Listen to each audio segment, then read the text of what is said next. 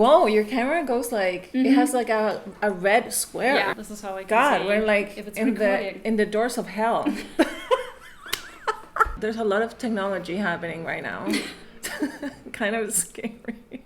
Hi and welcome back to Artist Insights, your format about the creative life other artists have chosen for themselves. How did they made it, why, and what kind of setbacks and challenges did they have to face? We're going to talk about this here. Make sure to share some love by giving this video a like, and you're more than welcome to share it with your pets, with your family, with your friends. Absolutely. If you're vibing with my work, consider to subscribe. Hi, I'm Elena. I'm a creative nomad because I'm an illustrator who likes to explore the world. Ladies and gentlemen and everybody in between, in today's episode, she's queer, she's an illustrator, she's an author, she's a content creator, and she's pink. Yes. 𝗦𝗨𝗣𝗣𝗢𝗥𝗧, Hello. aka frannerd. Hi, Elena. Thank you for having me. What an honor. Thank you so much for being here. Just a heads up. I will put every information, everything about Fran, everything about me in the description, so you will find everything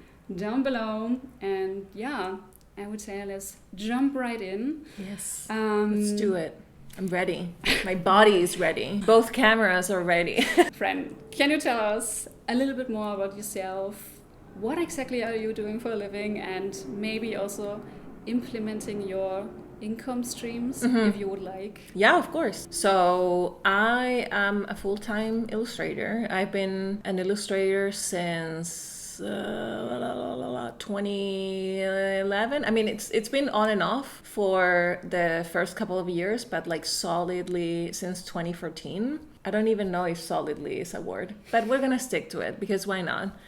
I love that we're not native in English, both of us, so we can just like throw random words. We're gonna make words up. And so I've been freelancing for most of my illustrator career, and right now, as of today, October 2022, most of my income comes from Patreon, which is a crowdfunding membership platform, which is great, and that's where most of my income comes from. I also have an online store, which is now open, and that also, of course, presents some of the income that I get on a yearly basis, and also I get income from AdSense and ad revenue from YouTube, and so those are my sources of income right now. Talking about income streams, so did you had some income streams back in the day that you decided not to have anymore, and if so, why did you decide against them? Okay, so when I saw this question, I really liked it, and I thought it was really interesting because I've never been asked this question before. And so in the beginning of my illustration journey, like most people I was doing a lot of client work, and I was collaborating with brands and with agencies. And at one point, I think when Patreon started becoming a significant income in my revenue, I'm like, what if I slowly start saying no to the brands that I don't longer feel comfortable working with?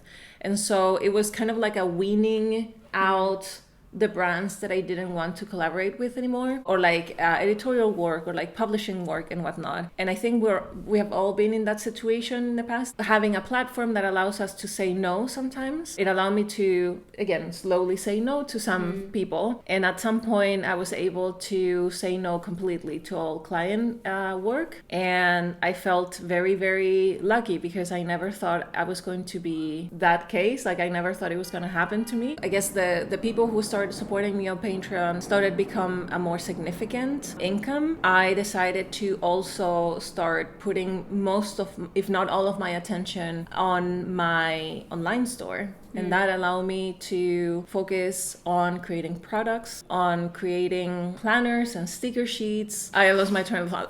It was pretty nice. It sounds pretty nice when you can say, okay, I don't need to work with clients that I'm not vibing with. Yeah, absolutely. And that there are people out there that are like, yeah, please, do the stuff that you want to do, and yeah. I will be there and I will keep cheering for you. And yeah, I felt so insanely privileged of having the luxury of saying no to client work that sometimes wasn't like, I think we have all been in that position in the past where because we need to make ends meet, we say yes sometimes to commissions that are underpaid, or that sometimes the deadline is way last minute and we have to put like all-nighters and stuff like that. And so that was, I think, the first time, that was back in 2015, I think, or like 2016, when I was able to say like, oh my God, I finally have the support from people on Patreon, and I can actually have the luxury to say no to those commissions and focus on personal projects, scenes, books, and products for my online store. So I think that was the first time that I actually started saying no to some type of work. Yeah, like saying no to clients and saying yes to yourself. Yay!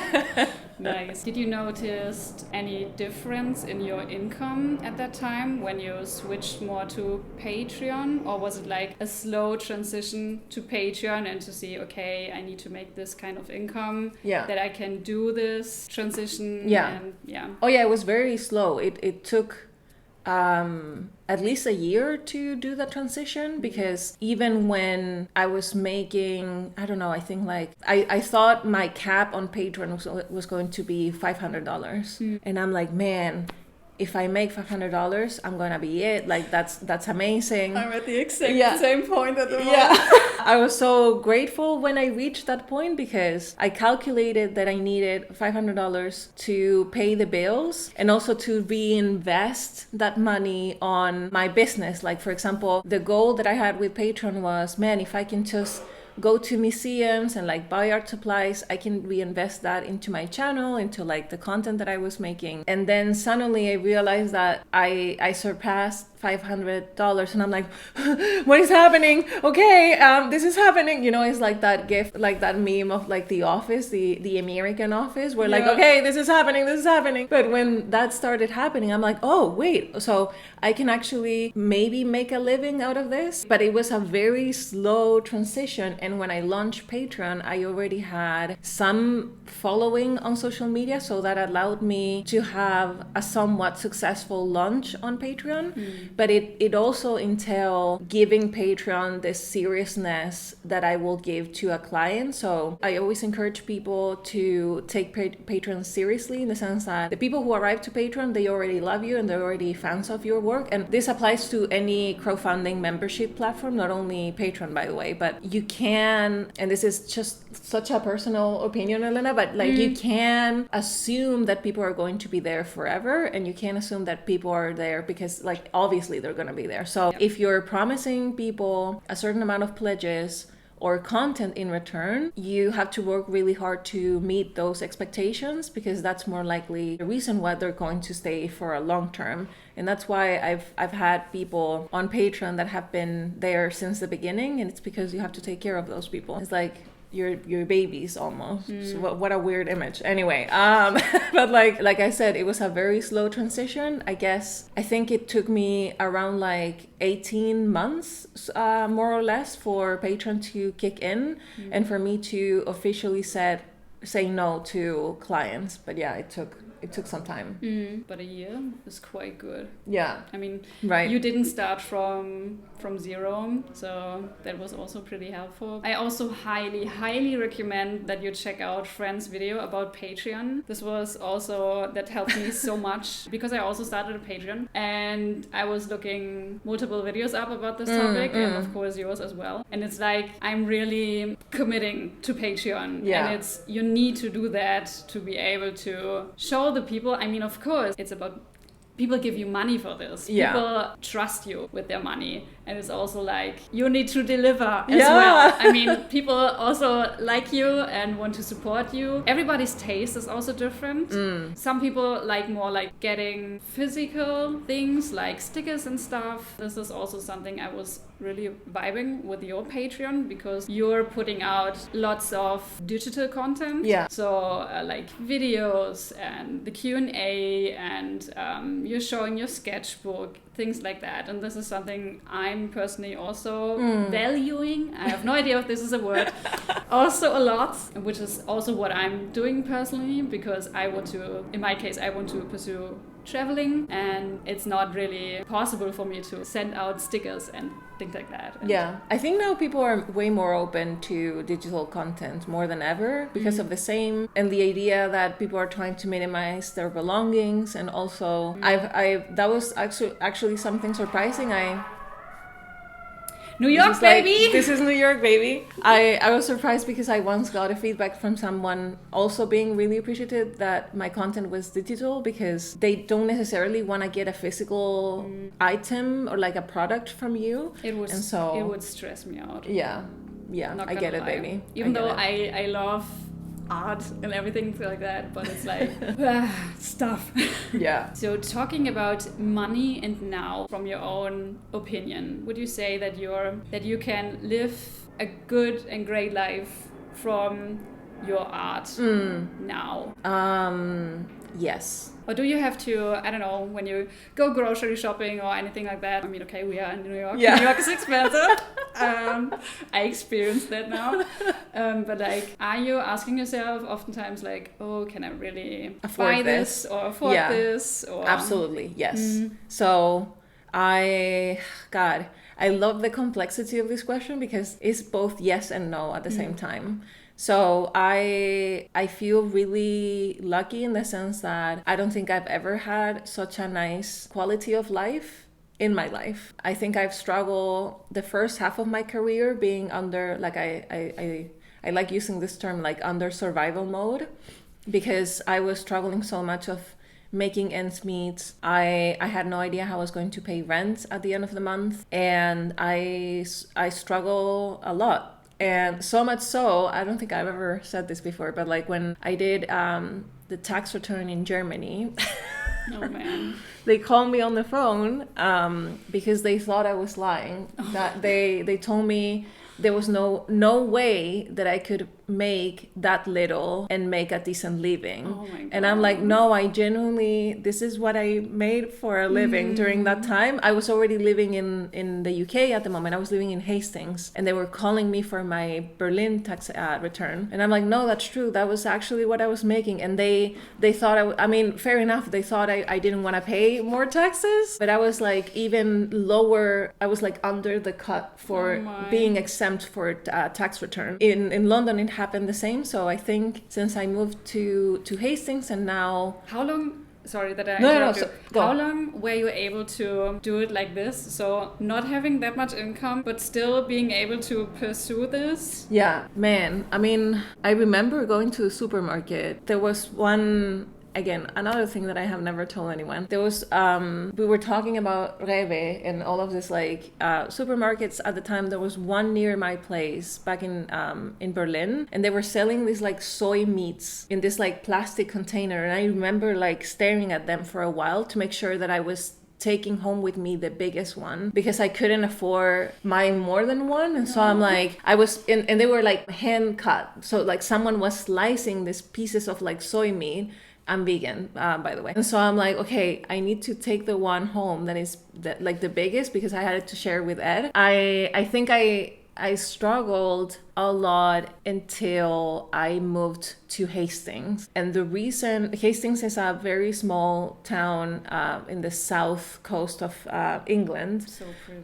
It's really pretty and dreamy. It's like Studio Ghibli material. And so I think that was the first time in my career in which I wasn't struggling financially, but it was only because I was paying a fraction of the rent that I was paying in London. That was the first time that I'm like, oh, I can actually buy books. Like answering your question, Elena, right now, when I compare the life that I used to have, again, very privileged. I was like living in Europe and like being exposed to culture and like to museums and whatnot. I was still struggling a lot. So even if when now I compare it to what I have right now, I will say I have a really good quality of life. I can take the subway if I want to, which was something I couldn't do in London because the ticket was really expensive. But like I can do things, I can buy groceries, I can pay rent. I'm not under survival mode anymore. And I also ask myself all the time if I can actually afford things. It's not that easy to let go of this. Yes, yeah. I'm still like, my mind is in, I think I will always be in under survival mode because now my business is going into a transition. I'm not shifting careers, but I am trying to focus now on being an author, and all of the energy and attention that I was putting into my online store, I'm trying to like gear it, or like changing gears, and try to see if I can work more with graphic novels. And every time you're transitioning in your career and your whatever it is that you're doing, you're facing a lot of uncertainty, and you have no idea. Elena relates to this, yay! And you have no idea if this is going to be sustainable. And since there's again uncertainty in the future, I've even now when I need to buy like a scarf or I don't know, like underwear or like stuff like that, oh, man, I'm like, is there same. do I really need this? And like the question, do I really need this? Yeah. I always ask myself that question when you're talking yourself out of it. Yes, kind of. Right now actually on my browser I have like 10 tabs open because I need a black t-shirt. The one that I'm wearing right now has so many holes, and I'm like, I should probably get one. I think I should probably have one nice decent t-shirt, and I still can't purchase it because I'm like, well, I can still wear the old one I have. And so yes, my quality of life has improved tremendously since I started, and yet I still struggle asking myself if I really need something, because I'm like, maybe I should shave. Maybe I should save. Maybe I should shave myself. Yeah, maybe completely. Maybe I should save money and take care of what I have, because I have no idea what am I going to do, or like what is going to happen, or how long it's going to take me to make this transition successful. And so that's the complete answer. So it's also, and I know you relate. Yeah, I totally. So it's like also what you experienced when you were growing up, this survival mode and this, but also like appreciating the few things that you own and making the best out of it. Yes. Going away from money, talking about being an artist, being a freelance artist. Why exactly did you start at this? Why exactly was it like, I want to be a freelance artist? What made you turn this in this corner? I think I was always drawn to just spit really hard. I'm sorry. Is the age, you know? You turn 35 and you start spitting a lot. Yeah. That's what happens, you guys, when you turn 35. The worst thing is when you spit on someone. So and the person is like, and this, or like they do nothing, and you both know that there's you acknowledge spit in their face, and absolutely. It's like, and you have to carry on, because you keep now talking. it's too late. Yeah. After a minute, it's like this slight, and you're like, okay. Yeah, okay, right, they notice, fine. If I ever spit on you, Elena, you can totally, we can say it, okay? Yes. So I was always drawn to being like managing my own time, I guess, and being the person who decides what projects I want to work on, or like what is the person I want to, or like the people I want to collaborate with. And I love being the responsible, like I love being the one in charge of my own time, I think. I knew I wanted to be a freelancer when I was studying graphic design, but I knew also how useful it was going to be to work with a team. So my first ever like job experiences, they were in agencies and newspapers, in a magazine, and I learned so much from that. I always encourage people, like, no matter if you know you want to be a freelancer, please work in a company first, because you learn so much of the person you don't want to be. Oh yeah. The boss you don't want to be, or like what you want to be, or how to treat clients, how to answer emails, how to work with a team, how to work with someone you don't like. And even as a freelancer, chances are you're going to work with people you don't like. So please work with people first, even if you know you want to be a freelancer. But after working in advertising agencies and experiencing working and collaborating with brands that I don't align myself with ethically and morally, I'm like, oh, I will love. And again, sometimes you don't have that luxury of saying no. I've been in that position in the past, but I think being a freelancer gives you the illusion that you can sometimes choose to say no to work with Monsanto, for example. That actually happened to me. And I'm like, you know what? I'm gonna say no, even though it's good money. I don't wanna, work with someone I don't think they're doing good in this world, Yeah. I also think that it's going to show in your work, maybe. Yeah. If you're not vibing with the people you're working with, or like you don't like the illustration or anything you have to work on. Yeah.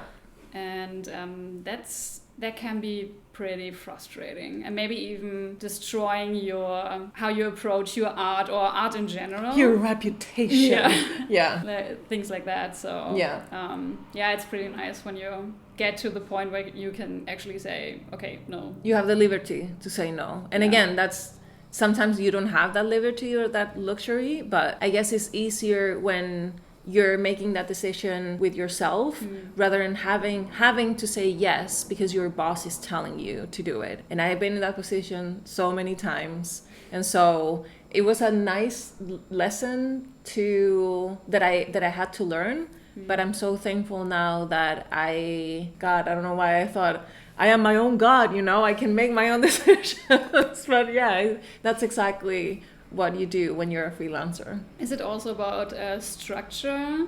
Yes. So like that you decided, okay, I want to be my own boss and I like to structure things and... Oh yeah, absolutely. Yeah. I love having a structure and I really like the same schedule more or less every single day. But so for example, yesterday I did grocery shopping at 9 a.m. because I'm like, oh, I can actually, sometimes I forget I can do that. But since I'm gonna do a live stream this Sunday, I'm like, well, if I'm working on Sunday, I can totally do grocery shopping or like do laundry in the middle of the day. Yeah. And so that's one of the nice things of being a freelancer, that you can absolutely tailor your schedule to your needs. That has pros and cons, of course. Like I said, when you're a freelancer, you deal with uncertainty more than people who know, like they're working on an agency and they know they're gonna get a check at the end of the month. These are one of the pros and cons of being a freelancer, I guess. Speaking of struggling, yay! What are you, as a creative, as an artist, what are you doing when you're struggling? So in terms of with your work, when you experience envy, anything like that, maybe even also with the transitioning. Yeah. Do you have some kind of rituals? What is the thing that you're doing? What is helping you? I think it depends. I can give you the whole list, actually. For example, I was going to say antidepressants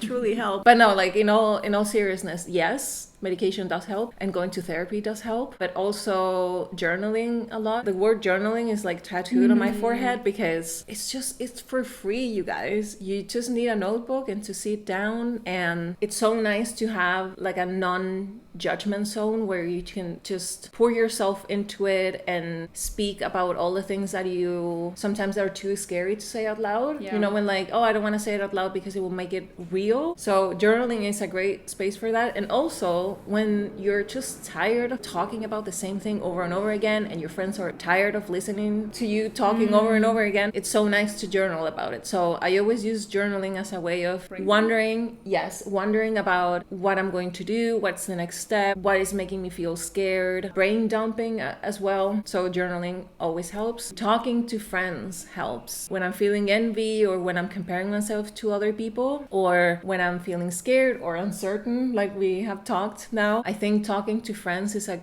great way to express those feelings, and also talking to peers about it. I always mention this out loud, but if you have, again, the luxury of having friends who are doing the same thing you're doing career-wise, it's so nice, you guys, because they know exactly what you're going through. And sometimes I do have friends who have no social media, like whatsoever. They don't have social media accounts, and so when I say like, oh my god, the algorithm changed again, they're like, I have no idea what you're talking about. And so it's nice to talk to people who are struggling and they're going through something similar as well. I always encourage people to also go outside. I know it's a cliche, but it's like a cliche for a reason, I think. When I'm struggling, I gain some perspective when I'm surrounded by nature. There's something so calming and soothing about not hearing any of the city noises, which is kind of like a struggle in New York City, but there are a couple of parks that you can do that and you forget you're in the city and you're just listening to, I don't know, like the trees and the leaves and the wind, and you can smell dog watching and people walking their dogs, and it's just so soothing and relaxing. Like the dog that is, probably people didn't hear that, but there's a dog just barking, very high pitched. Yeah. This is an important one. I was just reading my notes. I noticed how important it is to have boundaries with work. I know this is not something that I do when I'm feeling overwhelmed or when I'm comparing myself, but when you're struggling with work and you have zero boundaries between your work life and your personal life, it's very easy that everything permeates, like everything is tinted by this feeling of anxiety, because everything and all you do is work. And so I've noticed that now that I'm trying to find myself outside of a work environment, I go back home and I'm like, I know I'm going through hell right now in work, for example, but at least I have reading. I can read a book. I can like meet friends. I have hobbies. I have other things outside of work. So when work sucks, I have other things. Yeah. You know, maybe you relate to this, Elena. Yeah. When like your entire life is based on your work, when work sucks, you're like, everything sucks. I have to admit that for the past 2 to 3 years, I haven't really had an off day from work. Oh man. I now have an off day on Sunday. So Sunday is my off day now for about 3 months. And it is a journey because I'm not used to it, but I desperately need this. Yeah. And I feel that I need another day on top of it, but I can't really do it now. But yeah, please take breaks and rest and make this cut, especially when you're a freelance artist, because this is what you have when you work for someone else. You have this kind of cut. Of course, you also sometimes go home and have all of the stuff in your head but you know, okay, it's now the weekend and I will work on Monday again. And as a freelance artist, you don't always have that, but you need it. Oh yeah. I think the last thing I want to add in this question is taking social media breaks, which is something that I've never done before. I did it for the first time this year. I took the whole September off social media. No, all August. And I never understood when people were saying like, I'm gonna take a social media break, bye. And I'm like, oh, okay, have fun. And then I reached a point in which I was really curious to see what was going to happen if I was off social media for a whole month. And I so understand why people do it now, because the waiting or the longing of new content makes you both excited and exhausted at the same time. And being off social media has helped me see and gauge my life without it for the first time in 10-12 years that I've used social media. And I'm so happy I did, because again, like when you're going on nature, you gain perspective of your life and you're like, oh, I'm actually more than my likes. And I know you have heard that a million times, ironically, on Twitter or on Instagram, but when you're truly off social media, you finally gain that perspective. And so it's been really useful that when I get into the comparison trap, or when I'm getting into the numbers game, or everything that I'm doing is like you're fixated and like and so there's so much tension around what you're doing, what you're not doing, and look how productive everybody else is. When I'm entering that spiral again, I know it's time for me to take a break, and I really, really recommend it. Yeah. Did you also notice a new facet of yourself during this time? Oh yeah, like for example, I became really curious about art and art history and like the life of artists that I've always admired. I think because I wasn't getting the high of the new content, I was looking for getting that high of something else. And so I was pouring my curiosity and all of this extra energy that I wasn't pouring into my phone. I'm like, oh, I'm really curious about, I don't know, like Frida Kahlo or or I was really curious about other artists and like movements, and I started reading more. And I never thought I had that fire within me and that time as well. I suddenly had all of this extra time, or I went back home for the first time, like when I was doing the challenge. I don't know if it's a challenge, but the break. It is a challenge. Oh yeah, and suddenly I'm like, oh, I actually want to watch a movie and I want to watch new content. I think I've said this in the past, but have you ever been so informational, like overstimulated in terms of like information that you can fathom watching a TV show or a series or a movie for the first time? And that's why we rewatch so much, because like I can't take the uncertainty of not knowing what is going to happen. Okay, that didn't happen to me. I'm like, I can totally watch a new movie tonight. I also hated it when you go on Netflix and you're scrolling like half an hour looking for something to watch, and you're not looking anything, not watching anything. It's like, what am I doing here? There's like so many things to do and watch, and yet I don't know what I want. And on the next day you're wondering, why do I not have that much time? Yeah.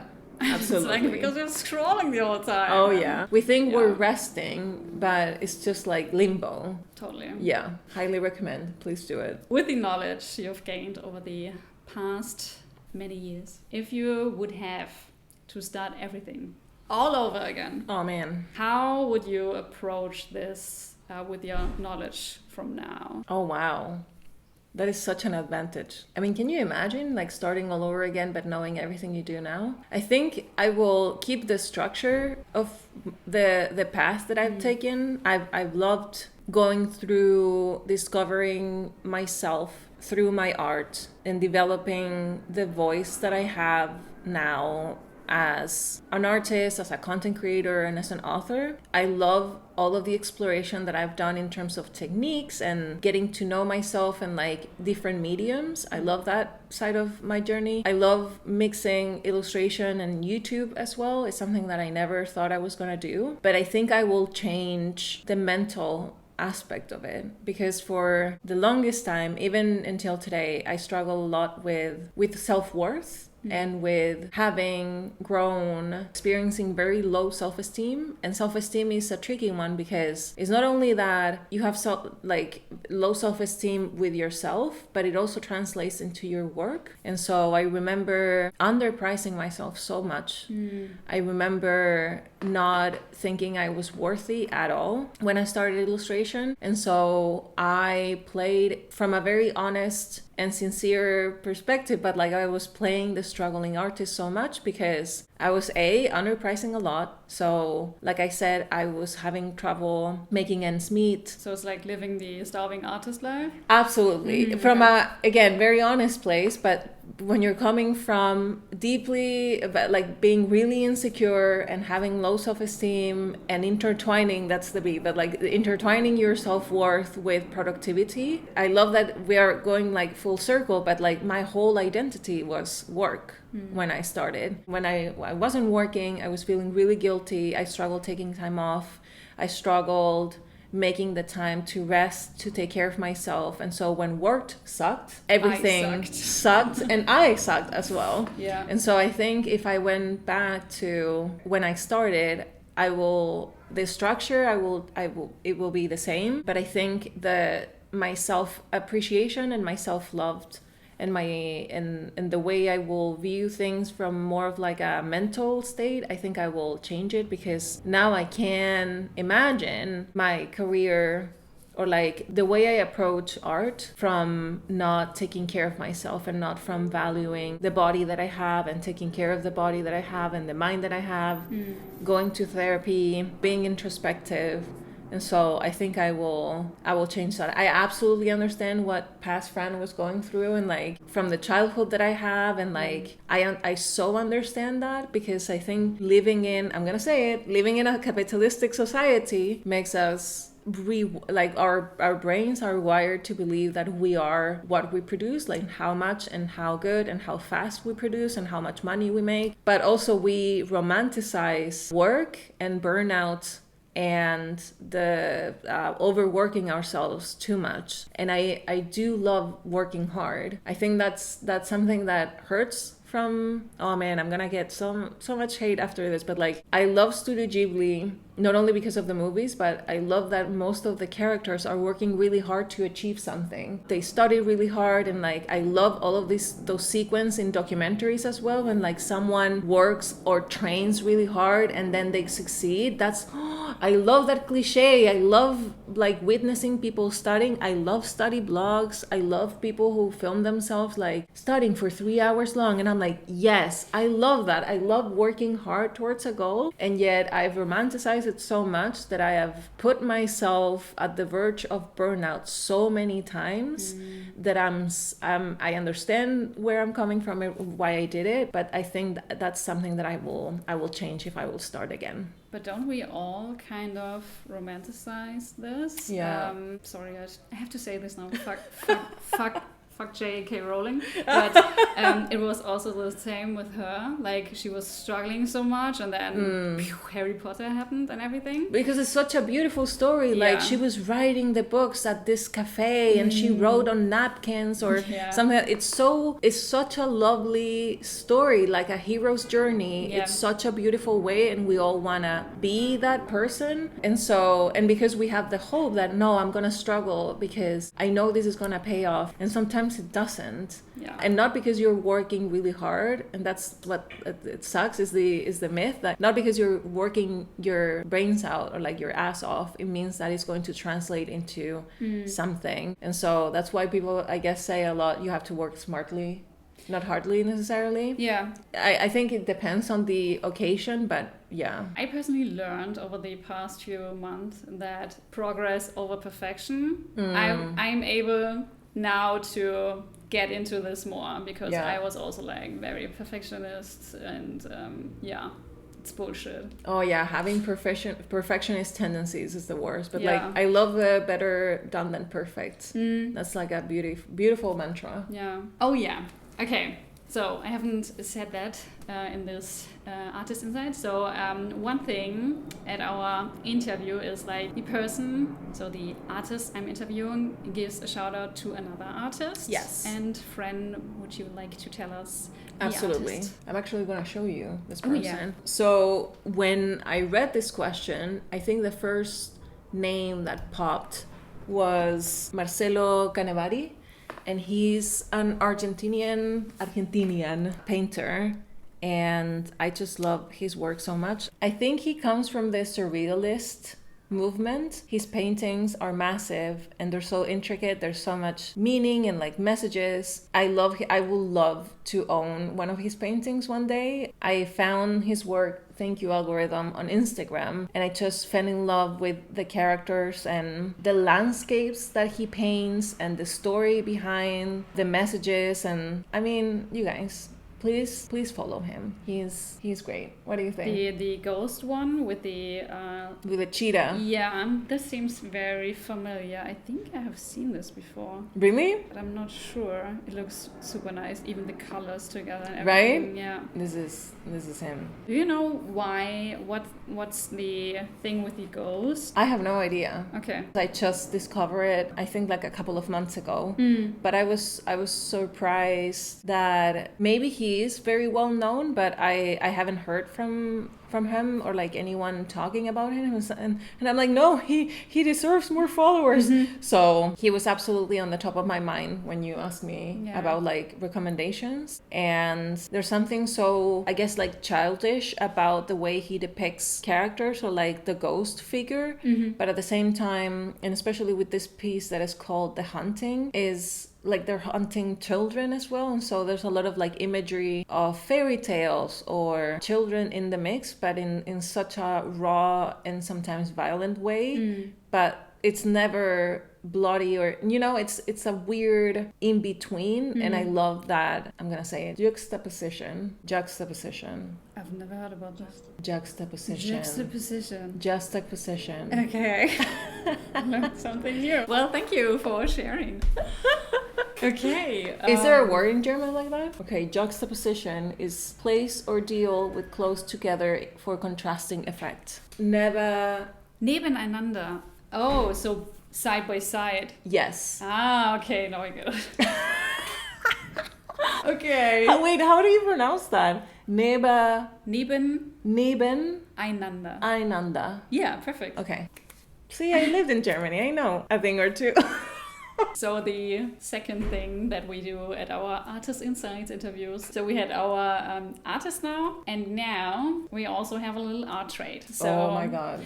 I bring some tiny art to the next artist I'm interviewing, and the artist gives me something from their art, and I will bring it to the next person. And I have no idea who this person is, by the way. Yeah. I'm confirming. We will see okay. who will be the next person. Okay. So, but I'm so excited. I'm always saying, like, please give me something light, because I need to travel light and not like going amazing big things and things like that. But okay. I can already see it. I have, to be honest, a few things from different people I have interviewed. So you will get something. The special treatment. I feel very honored. By the way, Elena also brought German chocolate.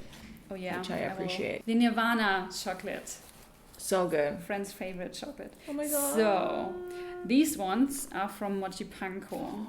I've interviewed them in my first Artist Insights. Oh my god! So really nice stickers. Thank you. These are very cute, by the way. These are really cute. I was thinking about you when I had these in my hand, and I was like, okay, I think Fran needs these. Oh man, I feel like, do you remember when you were like 8 and you got something like really cute, like an eraser or stickers, and you're like, I'm gonna save this for a special occasion, and that special occasion never arrived and you never use them? That's what I'm gonna do with the stickers. Okay, this one is from her partner. Okay. This is from 𝗬𝗨𝗣𝗣𝗡𝗟. Okay. He was also in the interview. Okay.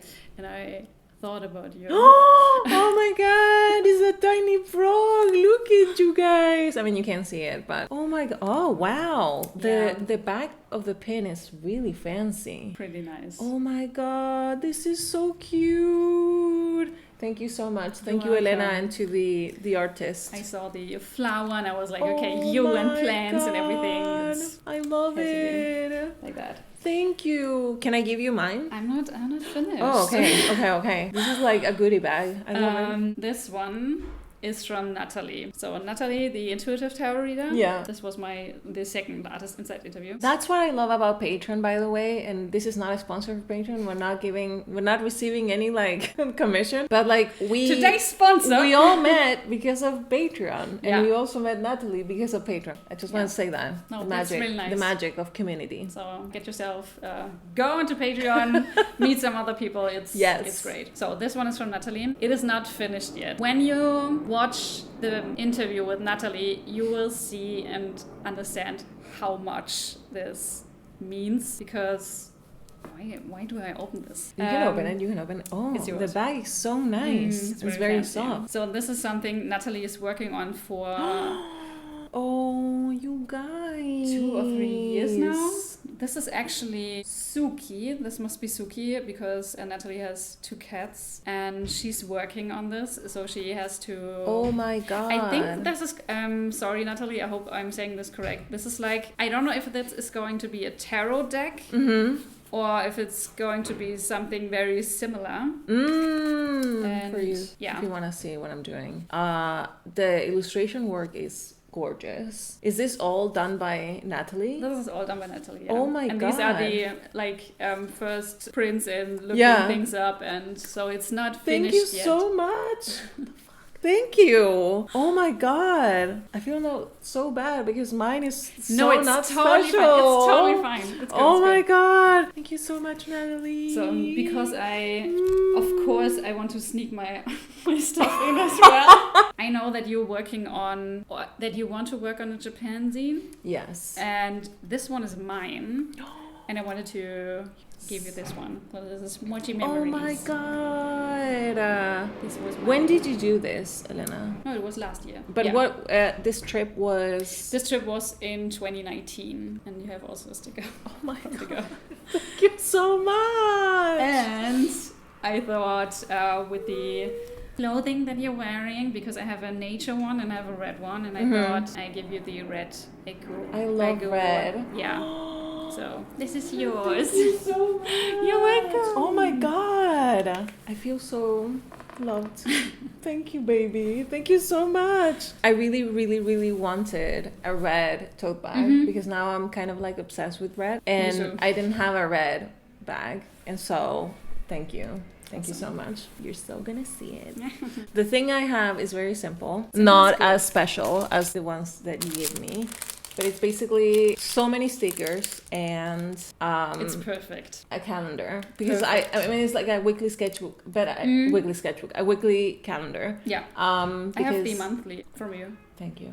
Do you want to take another one? I know you're carrying a lot of weight in your suitcase because you have to go back home. I'm only able to take 8 kilograms with me. So. Oh my God. Hand luggage, baby. This is for the upcoming artists. Yeah. I hope they like it. And Thank also you so much. When you're thinking about the other artists, it also has to be very broad and general. And so I hope. Yeah.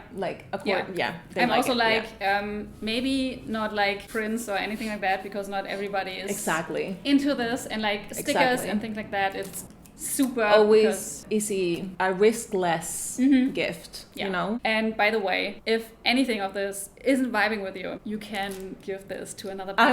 I won't. I'm just saying this because this is mine. Okay. But thank you for saying that. Okay, Fran. Elena. As a vegan and a big lesbo. I am, yes. What would you like to share with our wonderful, diverse listeners and viewers? Is there something? Oh man, this is a hard one because I could say so many like inspirational things, and always like the last message, it has so much pressure, you know, like to say something like really meaningful and important. This is my insecurity speaking up, by the way. I noticed but that. I will say if I could say anything is this is the thing. I felt so much shame and embarrassment when I started figuring out important things about my life and my identity already in my 30s. Especially like coming out and realizing I'm a lesbian, already in a very straight marriage. I felt so ashamed that, oh my God, why it took me so long to figure this out. And I wish someone, I don't know, like could have told me, or I wish I could have seen the signs before. And I was very hard on myself for the same reason. Like I was already a grown-ass adult. Why it took me so long to figure these things out. And I think if I can say one message is for people not only to being gentle with themselves, but it's okay that some things takes us longer to understand, because noticing patterns, noticing trauma that it's being passed on from our parents, from our relatives, from people around us, sometimes it takes a while for us to notice those patterns. And I wish someone could have said that to me when I started this very long introspective journey. Also, something that it's not being told a lot in the internet is that when you figure big things about you in your life, you require a lot of space in your life. Not only like physical space, but like you need not to be under survival mode. And when you're working your ass off 24/7 with no rest, no time for yourself to relax, to start asking questions, it's harder to get those answers because again, you're under survival mode. And so, especially if you have been struggling, if you have been taking care of others instead of taking care of yourself, if you have been working your ass to pay rent, it's okay that these things take longer for you to figure out. And I always like to remind myself that introspection and this like self-discovery is a never-ending journey, because chances are that even when we're in our 70s, we're gonna keep learning things about ourselves. I'm still learning so much about myself and like how much I struggle with assertiveness, how much I struggle with self-love and self-care, or noticing that I still struggle with self-worth and productivity, for example. And so I don't think we're ever going to stop learning things about ourselves, because we're always changing and evolving. In certain places, especially when you move around, when you encounter new people in your life, those things more or less are triggered in a different way. And so I just want to encourage people that there's nothing wrong of learning important things about your life when you're in your 30s or 40s or 50s and so on and so on. But also to be gentle with yourself, because we're doing the best we can. And that's the thing I like to remind myself, like, Fran, you're doing the best you can. And so that is the message that I wanna give. That's a nice one.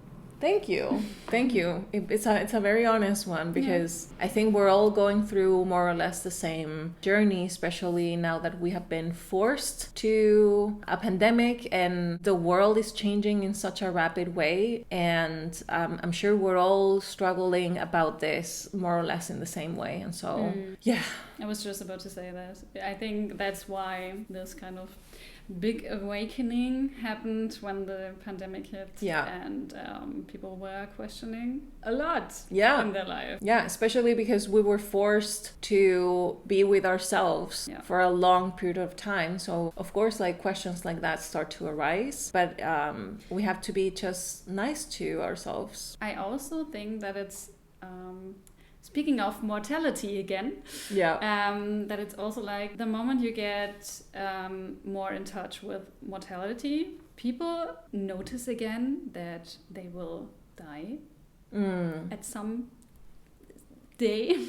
It puts things into perspective. Yeah, and they are like, some of them are like, I never experienced this and that, and I always wanted to. Why haven't I done this? Yeah. Some of them took the courage and started questioning and did the thing, and some of them not. And I mean, it's okay for everybody how you approach your life and things like that, but kudos to everybody who's tapping into and deciding, no, I'm not too old or anything like that, and this is how everything circles together, how to pursue the life or get the life that I really want. And this goes out to everybody, no matter if you're an artist or not, or I don't know. Yeah. You can get there. Oh yeah, I think it happens in all realms of life. Yeah, absolutely. Yeah. Okay, Fran, you're not prepared for this. Okay. Before we will wrap this video up, I have 2 more questions for you. Are we gonna sing a song? Yeah! I have 2 more questions for you, and this is going to be on my Patreon. We're gonna make it short. Okay. So if you want to see more of that, check out the Patreon Juicy link. content. Is it gonna be juicy? Yes. Maybe. Oh, yes. Fran. Elena. Thank you so much. Baby, thank you for inviting me. This was a blast, and I got so many gifts. Yeah. Thank you. Taking your precious time and participating in this format, it really means a lot, and I know how busy you are in a good way. And yeah, thank you so much for watching this video, and a wholeheartedly shout out to my patrons as well, and for no shit making this possible and holding sweaty hands with me. You are the best. And yeah, that is it. That is our Artist Insight interview with a friend. Thank you guys. Thank you so much for inviting me. Thank you so much for watching, and we will see each other very soon if you want to. Oh yeah. Bye. And goodbye.